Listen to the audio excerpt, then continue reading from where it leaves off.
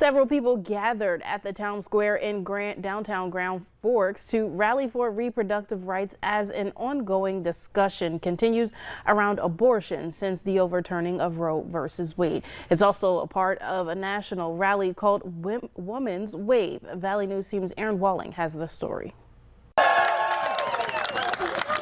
Nearly 36 people gathered in downtown Grand Forks in support of women's reproductive rights. Of course, it's fighting for women's rights to choose with what they want to do for their body. It's been an ongoing battle since the U.S. Supreme Court overturned Roe v. Wade earlier this year.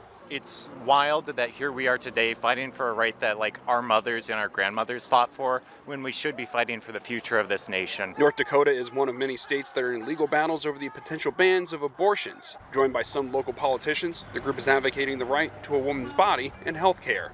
Overall, those in attendance just say the rally shows unity for the cause. I believe that coming together and showing solidarity is how we make change in this country. This is what democracy is about.